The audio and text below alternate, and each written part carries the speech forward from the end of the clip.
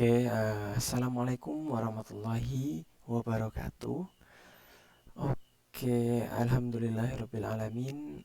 Assalatu wassalamu ala asyrafil anbiya'i wal mursalin nabiyina Muhammadin wa ala alihi wa ashabi ajma'in. Amma ba'd. Sebelumnya izinkan saya memperkenalkan diri. Nama saya adalah Fadli Amarsani. Saya mahasiswa Ilmu Komunikasi Universitas Muhammadiyah Yogyakarta. Nah, kebetulan pada semester ini saya menempuh mata kuliah Metode Penelitian Komunikasi Kualitatif tahun 2023 itu. Nah, pada kesempatan kali ini atau pada video kali ini saya akan menjelaskan tentang analisis-analisis yang kerap digunakan dalam menyusun penelitian menggunakan metode penelitian kualitatif gitu teman-teman. Mungkin nggak perlu berlama-lama kali ya, kita bolehlah langsung masuk ke pembahasannya aja. Jadi analisis ini kalau teman-teman bisa lihat ya, PPT-nya atau presentasinya udah ada di layar, teman-teman bisa baca juga. Analisis dalam metode penelitian kualitatif. Nah, jadi sebenarnya apa aja sih analisis yang sering digunakan dalam metode penelitian kualitatif? Nah, untuk kesempatan kali ini saya akan menjelaskan 3 analisis gitu teman-teman. Yang pertama itu ada analisis framing, kemudian yang kedua ada analisis naratif, dan yang ketiga ada analisis semiotika gitu. Jadi emang 3 analisis ini itu yang paling sering dipakai ketika teman-teman mungkin memutuskan untuk menyusun skripsi menggunakan metode penelitian kualitatif. Nah, semoga penjelasan saya nantinya bisa membantu teman-teman buat lebih memahami tentang analisis framing atau analisis naratif atau mungkin analisis semiotika, dan harapannya bisa membantu teman-teman dalam menyusun penelitiannya gitu. Oke, jadi langsung aja nih kita masuk ke pembahasan yang pertama. Kalau misal bisa teman-teman lihat ya, pembahasan yang pertama itu adalah analisis framing. Jadi di sini saya akan jelaskan tentang analisis framing. Jadi sebenarnya analisis framing itu apa sih gitu kan? Jadi teman-teman, analisis framing itu merupakan salah satu metode penelitian kualitatif yang digunakan untuk menganalisis cara-cara di mana peserta penelitian atau organisasi, media, atau mungkin media itu bisa termasuk media sosial atau media massa atau mungkin pemangku kepentingan lainnya, itu dalam membangun makna, pemahaman, dan interpretasi dari suatu peristiwa atau isu tertentu gitu teman-teman. Nah, jadi konsep framing ini sendiri itu menyoroti bagaimana pesan itu disajikan, termasuk maksudnya pesan disajikan ini termasuk pemilihan kata-kata, pemilihan gambar, atau mungkin aspek-aspek lainnya yang mempengaruhi cara kita memahami suatu topik gitu.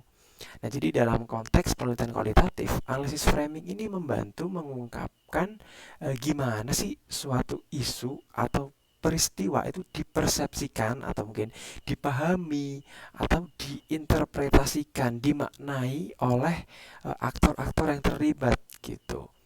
Nah, jadi pertama-tama ya, dalam analisis framing itu peneliti mengidentifikasi dulu nih, dianalisis kerangka kerja atau konstruksi mental yang digunakan oleh peserta penelitian atau kita gitu ya, ketika kita yang akan mengadakan penelitian, dan itu melibatkan pemahaman terhadap bahasa yang digunakan.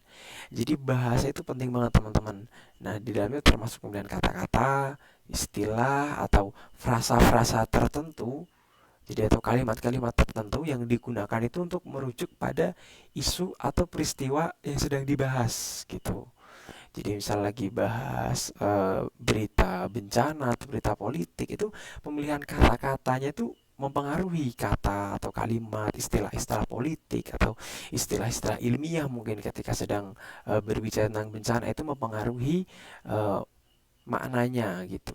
Nah, selain itu juga peneliti itu harus menganalisis selain kata-kata, itu juga harus menganalisis gambar, grafik atau simbol-simbol visual lainnya yang digunakan dalam konteks framing gitu teman-teman. Itu yang pertama. Kemudian yang kedua, peneliti ini juga melihat gimana peneliti ini peserta penelitian atau mungkin apa yang kita objek yang kita teliti itu memilih dan menyoroti aspek-aspek tertentu dari suatu isu. Jadi apa yang kita objek penelitian kita yang kita teliti kita kita lihat apa aspek-aspek yang disorot gitu dari suatu isu tuh yang disorot aspek apa aja, dan ini nih melibatkan pemahaman tentang apa yang dipilih untuk disampaikan dan apa yang diabaikan atau dihapus gitu. Jadi ketika menyorot tuh kita juga ngeliat nih apa yang kira-kira oleh objek penelitian kita itu dihapus atau disampaikan dari framingnya itu gitu. Nah, jadi melalui analisis ini kita bisa mengidentifikasi ada bias atau perspektif yang mungkin terdapat dalam framing yang digunakan gitu. Nah, selanjutnya peneliti juga mengidentifikasi nih sumber daya dan kepentingan yang mungkin mempengaruhi cara framing ini dilakukan. Nah, dalam analisis framing penting banget untuk memahami siapa yang punya kepentingan dan gimana kepentingan tersebut dapat mempengaruhi cara pesan disusun atau komunikasinya dan disampaikan kepada halayak gitu. Jadi itu penting banget pengaruhnya. Nah, hal ini itu akan membantu kita mungkin sebagai peneliti dalam memahami latar belakang politik mungkin atau latar belakang sosial atau latar belakang ekonomi yang mendasari framing itu sendiri gitu. Selain itu juga analisis framing ini melibatkan pemahaman tentang konteks sosial, politik, dan budaya di mana framing itu terjadi.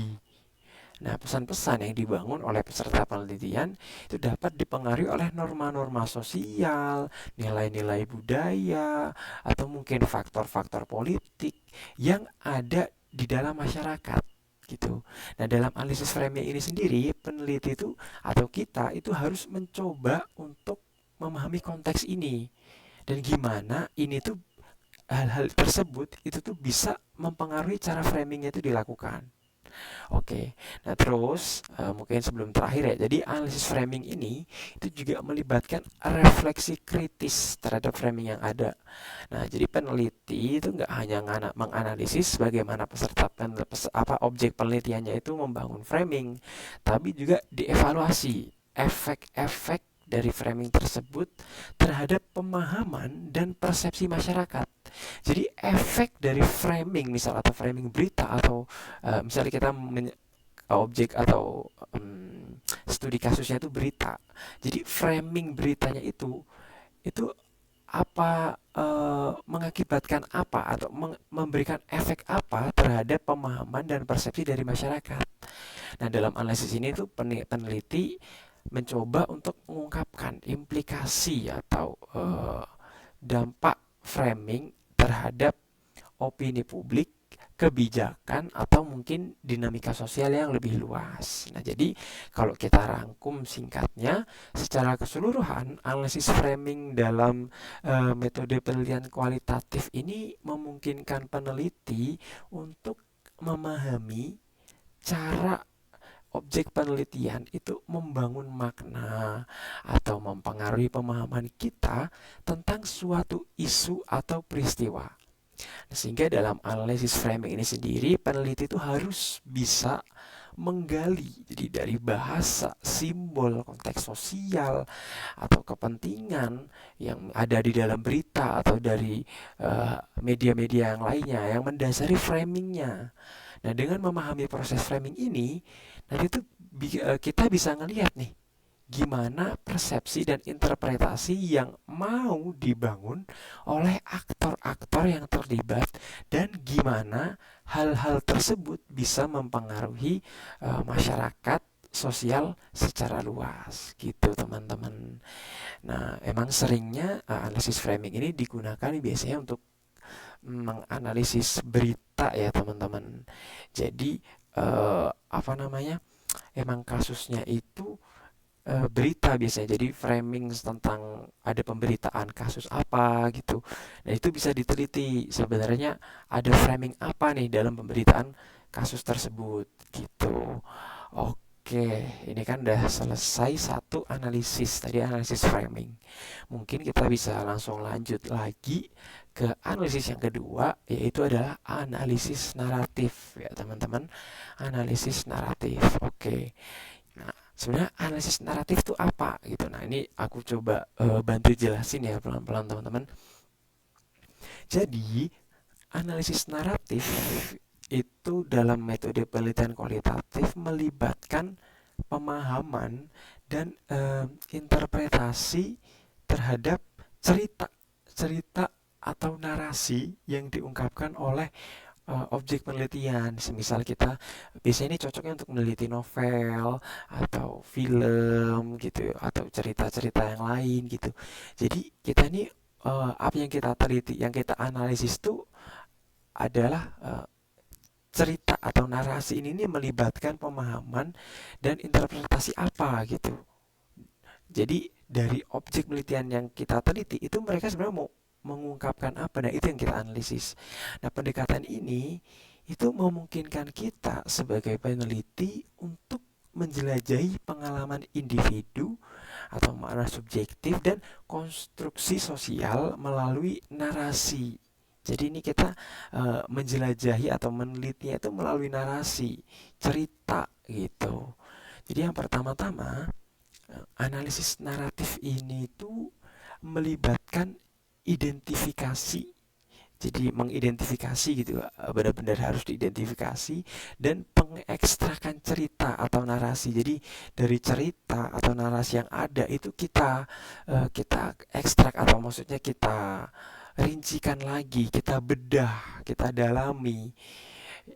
Nah, dalami dalam konteks penelitian sehingga kita sebagai peneliti itu bisa mencari nih cerita-cerita mana yang menceritakan pengalaman, perspektif atau mungkin peristiwa tertentu yang mana itu berkaitan dengan topik penelitian yang mau kita ambil gitu.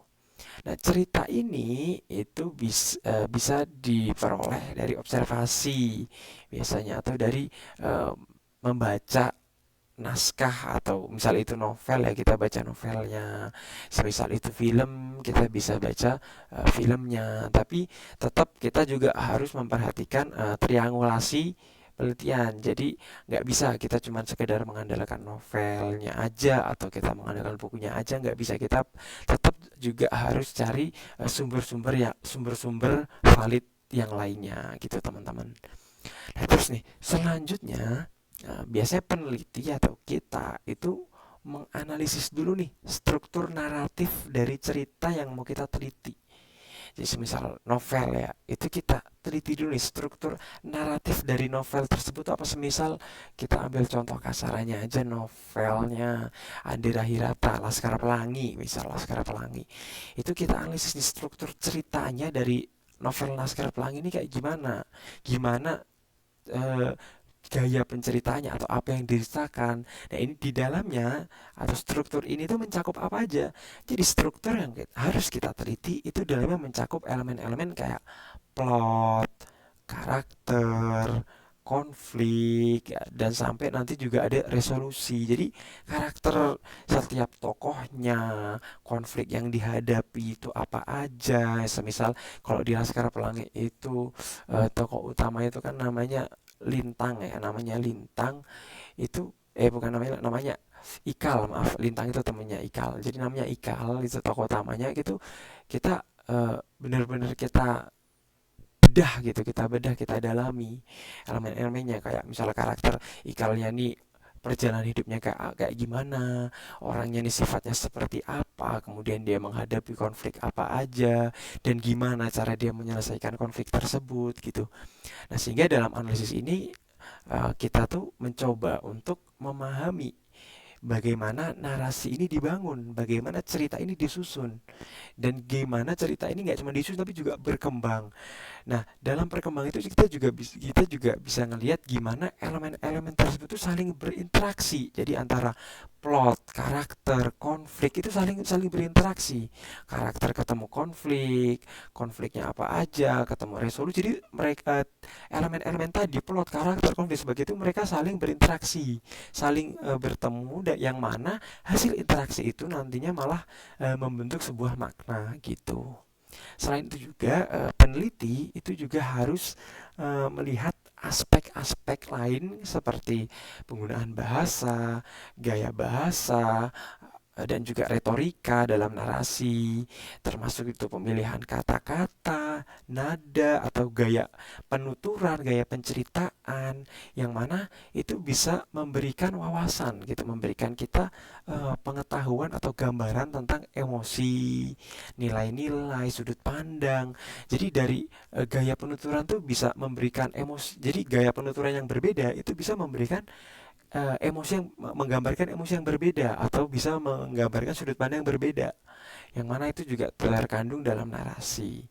Nah, analisis ini itu membantu peneliti untuk memahami objek penelitian itu mengungkapkan diri atau mempengaruhi cara kita memahami pengalaman mereka atau cerita mereka gitu. Nah, analisis naratif ini juga mencakup interpretasi terhadap cerita yang diungkapkan. Nah, peneliti ini mencoba untuk melihat di balik cerita itu sambil mencari makna apakah ada makna-makna yang tersembunyi atau mungkin implikasi yang lebih luas. Ini melibatkan di dalamnya ini melibatkan pembacaan mendalam, refleksi, pemahaman terhadap konteks sosial, budaya atau historis di mana cerita itu bisa muncul gitu. Nah, kita juga harus mencari pola-pola atau tema-tema yang kerap muncul atau sering muncul dalam cerita yang berbeda untuk melihat konstruksi sosial yang mungkin ada di dalamnya. Jadi perlu ada perbandingan gitu. Selanjutnya analisis naratif ini juga dapat melibatkan pembuatan narasi yang lebih luas atau sintesis dari cerita-cerita individu yang dikumpulkan. Nah, peneliti ini dapat atau peneliti ini bisa gitu menggabungkan narasi-narasi itu untuk membentuk gambaran yang lebih komprehensif atau lebih jelas tentang topik penelitiannya. Nah, dalam proses ini peneliti itu juga bisa mengidentifikasi perbedaan atau mungkin kesamaan atau konflik yang ada di cerita itu yang diungkapkan oleh objek penelitiannya gitu. Nah, dalam analisis naratif juga peneliti ini harus berfokus pada konteks sosial dan konstruksi sosial ceritanya. Jadi kita tuh mencoba memahami gimana cerita-cerita ini mempengaruhi pemahaman sosial, norma, atau perubahan sosial yang berkaitan dengan topik penelitian yang kita ambil. Ini membantu kita untuk memahami peran narasi itu dalam membentuk suatu identitas, baik itu pengalaman kolektif atau mungkin bisa juga dinamika sosial gitu. Oke, mungkin kita rangkum secara singkat. Jadi analisis naratif ini secara keseluruhan itu memberikan pendekatan yang dalam dan holistik untuk memahami pengalaman setiap individu dan juga konstruksi sosial lewat cerita atau narasi. Nah, caranya gimana? Yaitu dengan menggali struktur, makna atau konteks cerita yang diungkapkan. Dan kita juga bisa dapat wawasan yang kaya gitu, yang banyak tentang pengalaman manusia dan kompleksitas dunia sosial gitu, teman-teman. Oke, ini kita udah dapat dua analisis ya, teman-teman. Kita udah dapat dua analisis. Tadi yang pertama ada analisis framing, kemudian yang kedua ada analisis naratif. Oke, mungkin jadi teman-teman jangan pergi dulu karena masih ada satu lagi analisis yang terakhir. Jadi tetap stay tune ya, karena di sini aku bakal berusaha untuk jelasin sebisaku. Semoga teman-teman semua bisa paham ya. Oke, langsung aja nih kita lanjut ke analisis yang terakhir yaitu analisis semiotika. Oke, analisis semiotika ini apa nih? Analisis semiotika ini adalah pendekatan yang digunakan untuk menganalisis tanda-tanda atau makna simbolik Jadi ini tanda atau makna simbolik sign gitu, kalau bahasa Inggrisnya sign gitu ya. Makna simbolik atau tanda yang terkandung dalam suatu konteks sosial. Nah, biasanya metode ini berfokus pada pemahaman tentang gimana simbol-simbol, lambang atau tanda tertanda ini digunakan untuk mengkomunikasikan makna, menyampaikan makna dalam suatu konteks budaya atau masyarakat gitu. Jadi emang analisis semiotika ini berfokus kepada pemaknaan tanda gitu, penafsiran tanda. Jadi yang pertama-tama analisis semiotika ini melibatkan identifikasi. Jadi harus kita identifikasi gitu. Kita cari tahu nih dari pemahaman tanda-tanda yang ada itu apa gitu pemahamannya. Kita harus identifikasi dulu tanda-tanda yang ada dalam objek penelitian kita itu apa aja dan maknanya apa. Tanda-tanda ini banyak bentuknya, bisa berupa kata-kata atau gambar atau gestur gerakan tubuh atau mungkin simbol atau bisa juga objek yang memiliki makna simbolik atau seperti contohnya itu misal tanda di pinggir jalan biasanya kayak dilarang berhenti atau belokan dan sebagainya itu termasuk tanda seperti itu. Nah, kita harus tanda-tanda itu berupa gambaran seperti itu. Nah, kita itu harus mengidentifikasi tanda-tanda ini dalam bahan penelitian. Nah, biasanya kalau misal kok kita dalam konteksnya komunikasi, itu bahan penelitiannya itu biasanya dalam bentuk teks, gambar, video atau bisa juga interaksi sosial gitu. Nah, selanjutnya peneliti akan kita akan menganalisis struktur dan relasi atau hubungan antara tanda-tanda tersebut, yang mana dalam analisis semiotika itu penting banget untuk memahami gimana tanda-tanda itu tuh saling berinteraksi, saling berhubungan satu sama lain. Nah, ini melibatkan pemahaman tentang hubungan antar tanda, yang mana hubungan itu membentuk sistem semiotik yang lebih luas gitu, sistemnya semiotik yang lebih luas di mana di situ makna itu biasanya terbentuk, teman-teman gitu. Nah, selain itu, analisis semiotika ini juga melibatkan pemahaman terhadap konvensi dan kode-kode yang digunakan dalam suatu konteks budaya atau masyarakat. Kita ini harus menganalisis gimana tanda-tanda itu diinterpretasikan atau dimaknai dan diterima oleh masyarakat atau audiens atau mungkin pemangku kepentingan atau bisa juga peserta penelitian gitu. Nah, pemahaman terhadap kode-kode ini nanti akan membantu peneliti untuk menggali makna yang terkandung dalam tanda-tanda tersebut gitu. Nah, selanjutnya analisis semiotika ini juga melibatkan pemahaman terhadap konteks sosial, teman-teman. Nah, nggak cuma konteks sosial aja, tapi juga termasuk konteks sosial budaya atau bisa juga sejarah di mana tanda-tanda itu pernah muncul gitu.